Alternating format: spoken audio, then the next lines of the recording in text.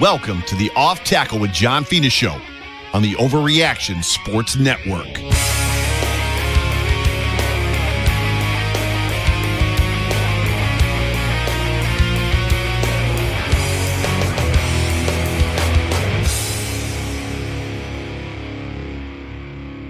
Well, what is going on, everybody? Welcome everybody into the Off Tackle with John Fina show on the Overreaction Sports Network, powered by Believe. My name is Joe Miller.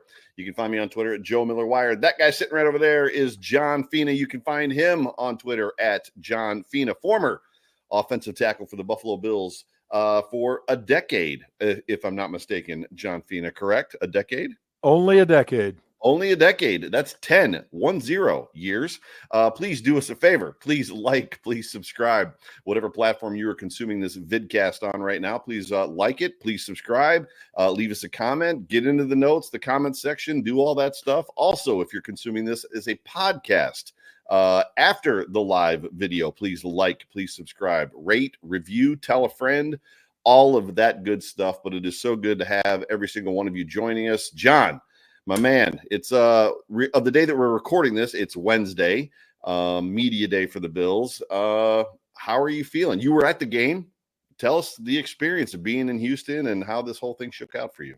Well, the experience was great. Game down to the wire. The Houston Texans fans were really nice people.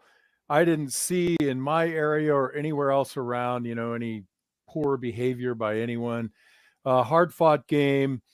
But unfortunately, Bills come up short. And the best thing about the game, I could say, is maybe Tyler Bass and Sam Martin. That's how bad we were.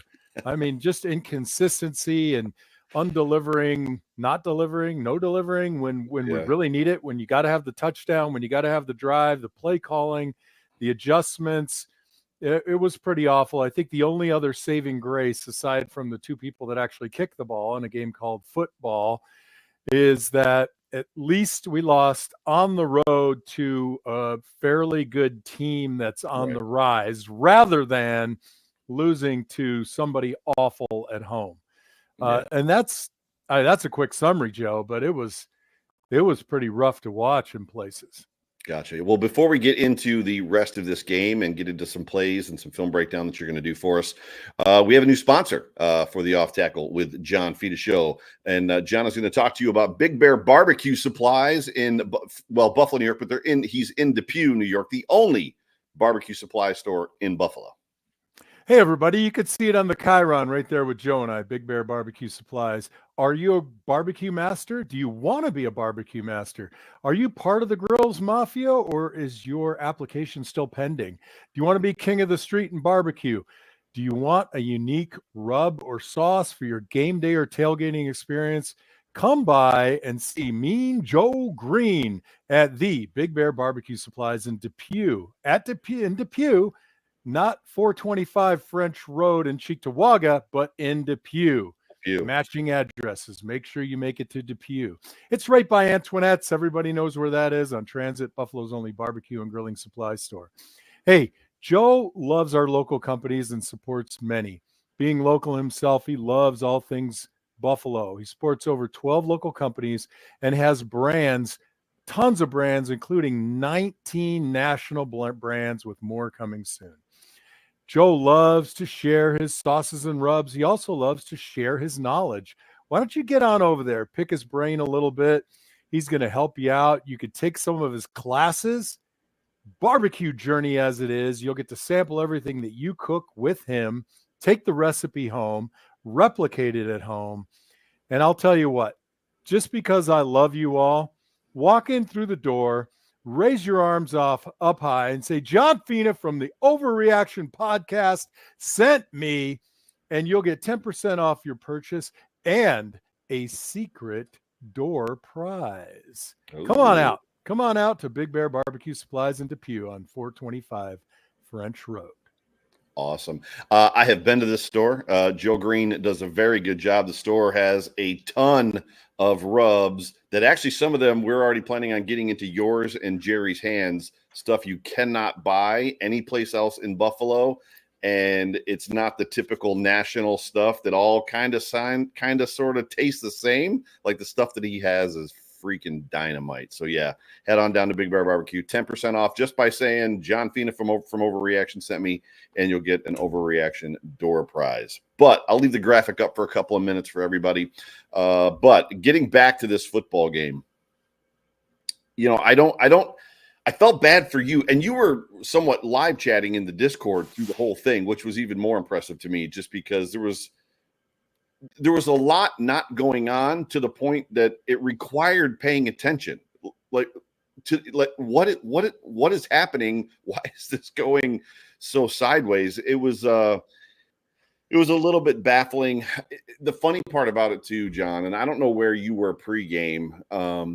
I had mentioned, I think to you, or I mentioned it in the Discord chat or to Jerry, that like there were several players on this team that were going to have to level up their play beyond where maybe they normally were from a player's maturity standpoint in order for the Bills to come out with the victory. With that, I had a little bit of trepidation as to whether or not the Bills could win this game with the injuries and everything that was going on. And then when the game was over, I was angry that they lost.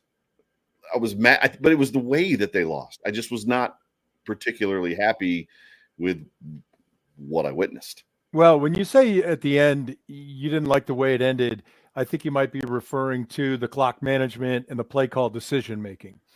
Well, and I can't disagree with that, but that really was just the culmination of a lot of bad decisions, poor adjustments, and just kind of flat play from a great deal of the players on the field, excluding Christian Benford, excluding James Cook. The offensive line played fair, but there was nothing of consequence that the Bills did to exert the force and dynamism required to beat the Houston Texans. And we just sort of watched the game, chunk play by chunk play, slip away from us on defense, and on offense, just poor decision making, whether it was play calling or from Josh Allen's arm. We just didn't see anything dynamic, Joe. It was hard to watch. Yeah, I asked a question to Jerry Ostrowski, and I'll pose the same question to you. And I guess that is, we've seen two different versions of the Bills offense this year, the first three games, and then obviously the last two games. First three games being two home games, one away game in what we would consider a very Bills Mafia friendly stadium in Miami, where usually that stadium is 40 to 60% full of Bills fans. In those first two games, along with the first three games, we saw the Bills do a lot of motion that was very misdirection-y, very active, very kind of all over the place. In the last two games that were away games, road games, Baltimore and Houston, much more anticipated, expected crowd noise. And the Bills, though they motioned, dumbed it down. All that to say this. I asked Jerry this question on the post-game show. I'm going to ask you this question as well. Do you feel like there's somewhat of a book out on this offense in the sense of like the Ravens found something and they know how to stop this offense, something that can be replicated? Or is it just consequence of the matchup, consequence of who they faced? No, I don't think there's a book out on anybody. I mean, we ran over the running plays we ran in this game with James Cook. We're all zone. I mean, straight up face-to-face zone with a little wrap block on the backside, and we were killing them. We didn't have to go to any real angle blocking, people call pin and pull. We didn't run split zone, which is kind of a long form of power or angle blocking, if you will. So nothing really hurt us in the run game. I think the issue with the passing game, Josh is making some bad decisions on going long rather than he's taking what he can get, and then taking what he can get when he is in a position where he needs to go long, and we're not winning enough at those positions. To the other question, which seemed like a two-part question to me, the motion. I really thought that was a miss in this game more than the Baltimore game because they played single high safety the entire game, the Texans did, and they pressed underneath. They had some version of man-to-man or press zone underneath that single high safety. So What does that mean? I think some movement could have caused a little bit more confusion among the secondary and for the Texans. But by and large, they weren't confused. We were pretty well covered up. And when guys came open, we had some errant throws. We just, and for me, Joe, beyond all that, we ran the ball on first down like a boss. 19 times. 19 times. And you can only do that for so long and be so successful. But it just screams for play action on first and 10, but only when you're successful in the run game. We had that success. I kept sitting there in the stands waiting for it. When is the play action coming? And I didn't get it. And I felt dissatisfied by Joe Brady's, understanding of the ebb and flow of the game. Those linebackers were filling like mad to stop the run. With a single high safety, that opens up the seam. Or you flood one zone to the other side, that opens up the middle of the field from the backside. Again, I'm no passing guru, but I see what I see. Yeah, no, I would say that your eyes probably did not deceive you. I did not clue in or key in on the fact that they were running single high safety. The Buffalo Bills have faced, even Josh Allen has said it, they have faced primarily cover two since 2020 when Josh really kind of came into his own. So if they were seeing single high safety and they weren't necessarily exploiting it, that's, I would say, troublesome, in my opinion, that they weren't capable of exploiting single high safety. Now, I guess the question then comes into pass protection. Was Josh getting moved off of the spot a lot, or was he he was 9 of 30? Was that the number? 9 of 30 on completions, and some of those were errant throws. Some of those were poor decisions. A bunch of them were drops as well. So there just wasn't a whole lot of help around the field. Yeah, you know what? I don't think he was pressured that much to get off his spot. He at least one, and I think two, he dropped to 10 yards. And we've talked about this in the past. A quarterback cannot drop to 10 yards. Right. And it's more than just the fact that it screws up the angles for the tackles. But as a quarterback, I'm standing back there, and out of my periphery, I can see the defensive ends coming. So I inherently step up, and I have some urgency, puts me off my rhythm. It might make me step up and then run rather than just step up, set my feet, and throw. Josh had a number of throws where he seemed to throw off his back foot for no reason in particular. He scrambled left once. He had plenty of time to set his feet, and I think hit, I want to say Mac Hollins in the middle of the field. A lot of people are coming to Josh's rescue on that deep ball to Mac Hollins, but the middle of the field was open. He should have never let him over the right shoulder, or at least let him to the middle of the field. Quarterbacks throw into contested catches all the time, deep down the middle. That would not have been a mistake. Nobody would have questioned that. I think Josh was off his game. I think the receivers are not getting free. But I'm not here to bash the offense. I'm actually here to bash the defense, which is why I brought videos. I'm not bashing. I'm kidding.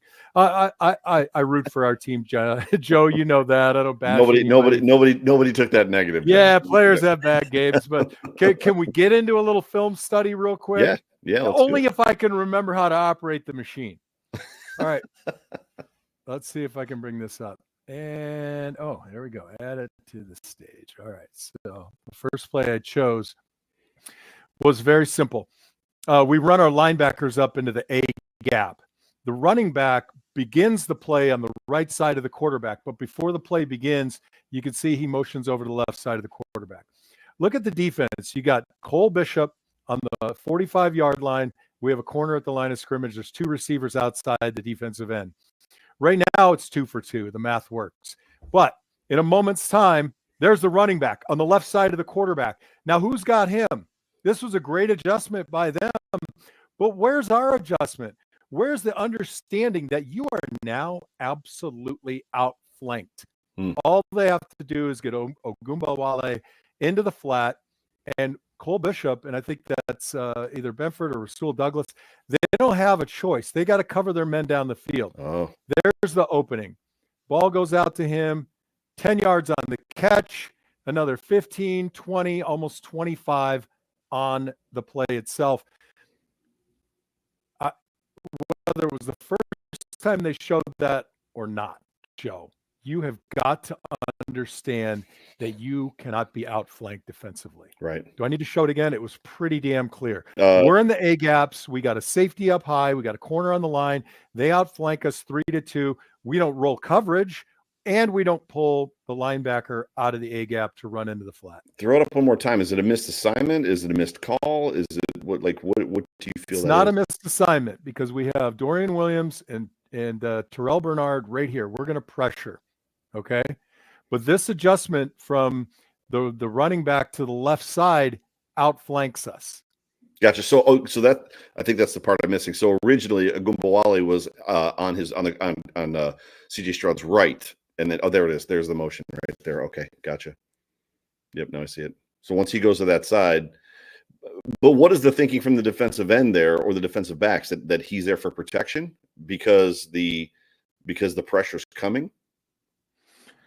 Look, I don't think that you are going to have a team with CJ Stroud moving a guy just for protection purposes. But the fact of the matter is, if he's coming out of the backfield, I would rather at this place on the field make sure that we're covered up. Yeah. And I just don't love this blitz, frankly.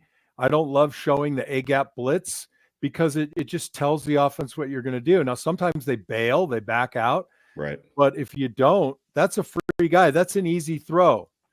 Very easy throw. Right. Got it.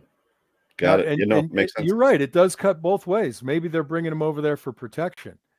But I just think when you are at an away game against a good football team early in the game, this might not be my choice. Gotcha. Noted. All right, let's move on. And this one is really pretty vexing to me on a player that I really like, Terrell Bernard, who happened to make a very big mistake on this particular play. So we're lined up right now, and basically what amounts to our 4-2. Actually, it's a bear front, and bear Joe means that both guards in the center are covered. It goes back to the old Chicago Bears from the 1980s. Got it. Dorian Williams is at the edge. We basically have almost every gap covered right now. And we talk about gap integrity all the time, right? So as a defense, cover all the gaps. Now, pre-snap, oopsie daisies, pre-snap, we get Cam Lewis heading into the, and I'm struggling to pause this where I apologize. So pre-snap Cam Lewis, okay? Yep. Motion or action that Terrell Bernard reads is to his left. But he shouldn't react to his left if Cam Lewis is filling the B gap. And we have a bear front, and Dorian Williams is on the line of scrimmage. And all it takes in this league is a couple of missteps, Joe. So on the read, you could see Dorian Williams going to his left. Why? The B gap is already full of Cam Lewis. Right? Yep. I see it. Yep. The vulnerability is on the backside between the left guard and the left tackle. That's got to be his gap. It just has to be his gap. You wouldn't fill with two guys in the same gap. The cutback, and now Terrell Bernard is outflanked. If he's 2 steps to his right, he can take the outside shoulder of the lead blocker, turn that up inside, and we can stop this play. Instead, it moseons down the field for a touchdown. Cole Bishop coming up, realizing he's not quick enough to get to it, takes the inside rather than the outside. This particular play was lost at gap integrity at the line of scrimmage. Yeah, so if Terrell Bernard stays to his right, stays in his gap, or leaks back to his right, allows his eyes to take him to the play, which is what you guys and he always talks about, and he's outside, the fullback, he takes his outside shoulder, the fullback's outside shoulder, which forces the running back inside where Cole Bishop is waiting for him, is what you're saying. Yep. You got it. Got it. Makes sense. Very frustrating, Joe. Very frustrating. Well executed play and a mistake, right? By your defense. There were a variety of plays I could have brought up for the offense. To me, this was kind of more of a play calling, philosophical thing. The next one. I'm sure everybody has talked about the last drive, what to do. We'll chat about that later, just conversationally, because I want to hear what you have to say. With this one, we're 3rd and 10. The game is still, this is second quarter, and I'm just curious, why on earth, we are on 3rd and 10 on our own 15-yard line, more or less running a check down pass. We need 10 yards, and we've got to do something to get those 10 yards. And if you look, we read, and Josh is pretty much determined he's going to get the ball out to Dalton Kincaid. Now, I love Dalton Kincaid, and I love Josh Allen. But if I'm going to get a ball to a playmaker, a guy out in the flat who's going to try to make somebody miss, he's not my first choice. So this is more or less a symptom of what I watched on replay and what I watched when I was there. Some of the play calling decisions, I just don't get it. And I don't know, maybe Mr. Brady and I'll sit down and have a beer, and I can, at the end of the season after we hoist up that Lombardi trophy, and I can be that guy who wants to go backwards in time. But Joe, what do you think? Why on 3rd and 10 are you more or less just running a check down? Protection's not bad. Spencer Brown gets beat a little bit on an inside move because he knows he has help inside with Osiris. Pause it right there. Pause it. Never mind. But yeah. So 1, 2, 3, 4, 5, 6, 7, 8, 9. And then who's on the outside? Is there a receiver to the right and the left? Yeah, we've got twins right. I think that's Dalton Kincaid right there on the screen. I mean, it's not crowded. I believe we were in twins. There you go, twins. I guess the question is to your point about the play call. My questions would be this as a fan who doesn't know football as well as you. The play call itself, what were the other routes that were there? So we see Cook run to his left, right, to hit the flat. I'm guessing by the looks of what I'm guessing is Dawson Knox on the end there, our right, the way he's looking out to the ref, I'm guessing there's a wide receiver out there.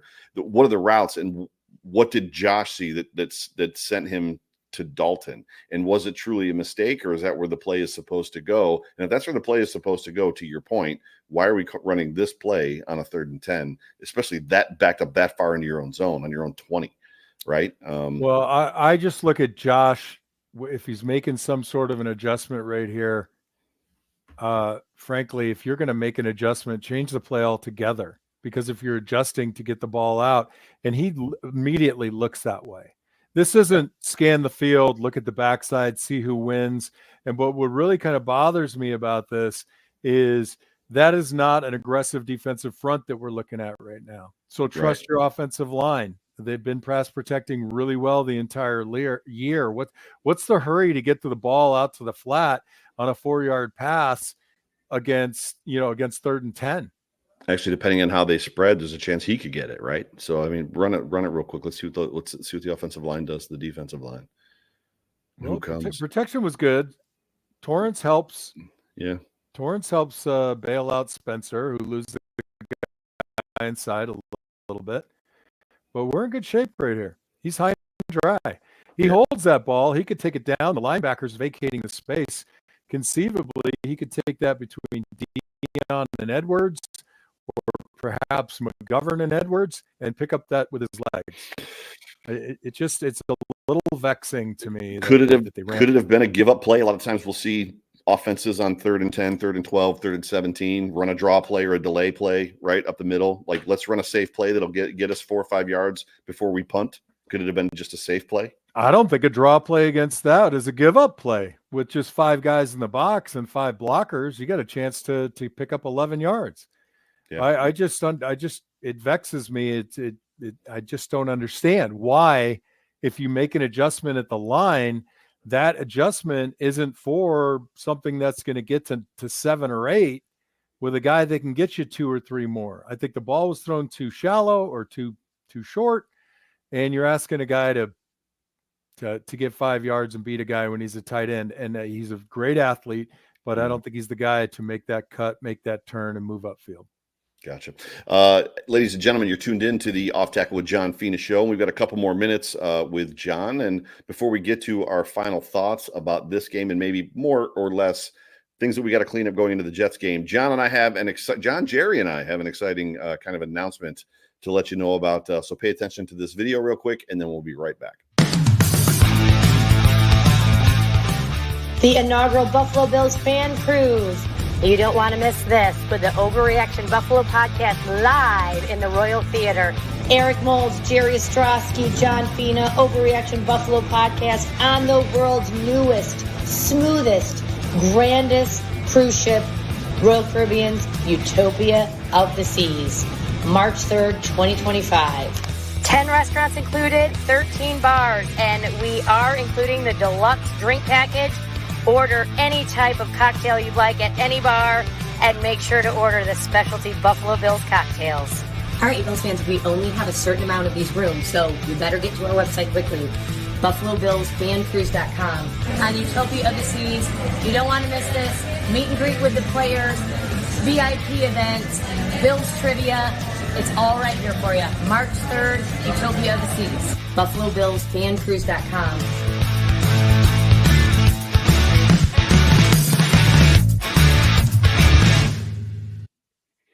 BuffaloBillsFanCruise.com. John Fina, Jerry Ostrowski, Eric Molds. I'll actually be there. And my understanding is there's 2 other Bills players yet to be named, former Bills players, possibly a current Bills player. John, I've never been on a cruise. Have you been, have you been on a cruise? Neither have I. This is going to be... I'm really excited. Come sail with Joe Miller and I, Jerry Ostrowski, Eric Molds. It really looks like a lot of fun. The newest and smoothest ship. That sounds like us on the Overreaction Buffalo podcast. Right. The newest and smoothest. Smooth. So hopefully you fans out there listening to this, if you know somebody who loves to go on cruises, share it with them, tell them about it. They love the Bills. They love cruises. It's a great match. Jerry and I and Joe will be mixing up with the fans along with Eric and just having a great time. Yeah, and we're gonna do some live podcasting, not live to the world potentially. We're at the very least going to be recording and then uploading. But if we can get enough bandwidth through satellite internet, we will be going live from the cruise ship too. But I wouldn't count on that. I have a call into Elon Musk and seeing if we can get Starlink powered up to the strength that we need. Man, John knows everybody. One last time, BuffaloBillsFanCruise.com. We'd love to see you on the cruise with us. It is March 3rd, 2025. Last thing in the last couple minutes we got here before we get everybody out of here. The Jets fired Robert Saleh. There's this thing called the firing of your coach bump that a lot of teams see in the NFL where, for whatever reason, head coach gets fired and the team rallies around each other and then they come out and they outperform maybe the way that they had been performing. I feel like this is a different scenario though, because I think this is really premature. They were 3-2. They just lost to the Vikings, who are 5-0. Like, the Vikings are a good football team. It's not like they lost to the worst team in football that has a backup quarterback, like a bad backup quarterback. I feel like the players are going to be more. The Jets players are going to be more in the world of, I'm not sure what's happening and why this is happening, versus, no, that dude had to go. That dude he had to go. Now let's go fight for for each other. Aside from all of that, go ahead. Well, I think the variable that we're missing here is maybe it's something somewhat not football related, behavior wise. Maybe they're worried about something that might come out later. Maybe he just is not behaving properly. You never know. I'm agreeing with you. You're 2-3 or 3-2, whatever the hell they are, and it's a little bit of a head scratcher. So there might be 50% of the players who are like, "What the hell are we doing?" And another 50 are like, "Glad he's gone." But I don't think that delivers the cohesion and the excitement that you're looking for to come up with that bump or bounce, as you mentioned. Yeah, there's enough speculation to build several conspiracy theories, from Woody Johnson telling the truth, which is this is the most talented team the Jets have ever had, and we're not playing up to our level of play that we should be playing, which is okay. That's football related. Then there's the speculation that he wanted to fire. He was coming in that day to pretty much fire Nathaniel Hackett, which kind of tracks. Like, Nathaniel Hackett probably needs to be fired after the last 2 years, and the owner and Aaron Rodgers primarily doesn't want that to happen, so they're going to release Robert Saleh instead. And then the other one that's a little bit more out there is the fact that he had a Lebanese flag on his NFL sweatshirt, and you can speak to the NFL and their optics as far as what you wear. If you're a part of this organization, this entire massive thing, the only thing that goes on NFL gear is generally an American flag. And I'm not saying that that's it, that the NFL fired him, because I don't think they did, but maybe there was a conversation like, why would you put that flag on your shirt? I'm going to hear about it from the NFL. The odd thing that is weird to me is that he got escorted out by security and didn't get to address the team, which means that there was a contentious conversation in there somewhere. Somewhere that conversation went to, oh, security. Yeah. Help that man out of the building. Joe, I'm pretty much by the book. If he wore an unsanctioned flag on his shirt, is there not a process in place for him to you get a finger wagged at him and fine him and say, don't do that again? From the NFL, not from his owner. Right. I mean, I have my doubts in that regard. I do believe in uniforming, which means two things: what you wear and how everybody looks the same. Uniformity. I'm a fan of that. And more so than ever, because I coach high school kids, and we come out to the game on Thursday, and I have to tell them, I'm like, take that off, pull that up, push that down. This is a Warriors uniform. Wear your damn uniform. This isn't freaking New Orleans, okay? It's not Fat Tuesday. It's not a clown show, and you're not going on ESPN. Now, I don't believe that about the Lebanese flag, but I can't imagine that's what it's about, frankly.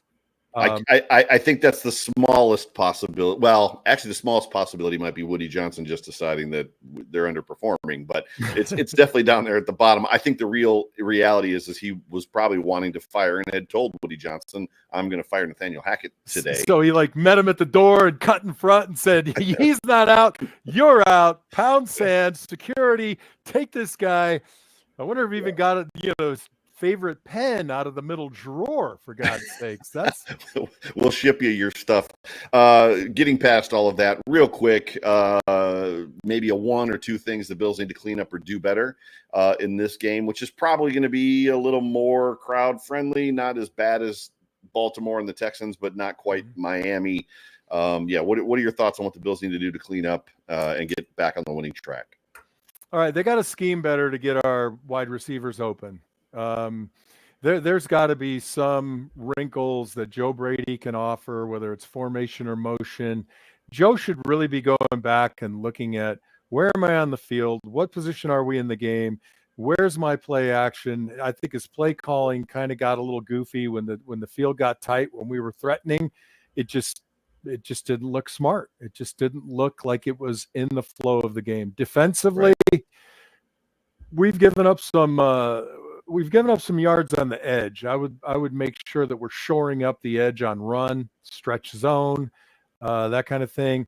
And then, look, Cole Bishop did not fare well. I had hoped, and I hoped that he had prayed to his bishop that he would perform well, and he didn't. And it's just one or two plays, Joe, but that's all it takes. It's one or two. So, more film study by the defense, better plan, better ability to do not halftime adjustments, but the people upstairs seeing, hey, we've got to adjust this a little bit better. Still a good football team. We're still 3-2, 2 losses to very good teams away. Both teams probably will be in the playoffs. We will likely play one of those two teams in January, I hope. But by and large, they need to have that kind of CTJ moment where they all just kind of come together and coalesce and start talking about, pointing the finger at themselves rather than not so much pointing the finger at other people, but allowing doubt to creep in. Fortify yourself with your belief about you and your abilities and the guy next to you first. Super good. Yeah, and on the injury front, reported today that Taylor Rapp is out of concussion protocol, so we should see him this week. Taron Johnson still limited in practice, but there's expectation that he might get to play this week. But there were some other injuries that cropped up on the Bills report, to include James Cook. Mac Hollins was in a red jersey today, I believe. And Curtis Samuel also now on the injury report. It's like a full day plus 7 hours to the next kickoff, right? Right. So you come off a Sunday game for a Monday night game. You stolen, 31 hours or so. Yeah. So the highest and best use of that time is rest. And if you have to put a red jersey on a guy to get him rest, so the media or whatever just doesn't think he's not practicing, then just do it. Yeah. Right. Today is Wednesday, correct? Wednesday. Well, typically the work week starts on Wednesday for a Sunday game. They're getting this one in today to get loose, to work out some kinks. They're in a red jersey, but that doesn't mean they're not warming up in the training room. That doesn't mean that, they're not doing it for the appropriate reasons. I don't hang my hat on that, but I'm really, really looking forward to getting, Terrell Bernard full go. And no, Bernard is full go. Taron Johnson. No, I know. I thought he was off the step. I mean, and mentally a little bit. I thought some of his reads were not fantastic. And Taron Johnson, of course. Yeah, for sure. Well, John, I appreciate it, and fantastic job as always. Ladies and gentlemen, you have been tuned into the Off Tackle with John Fina show. That guy right there on the Overreaction Sports Network, powered by Believe. My name is Joe Miller. You can find me, as I said before, on Twitter at Joe Miller Wired. You can find that guy on Twitter at John Fina. And for me, for John, for Jerry, for all of us here at Overreaction, Trish, Matt, and everybody else that's on our staff, we love you guys. We appreciate you, and can't wait for Monday Night Football. But yeah, go Bills. Go Bills. Go Bills. We'll talk to you guys soon.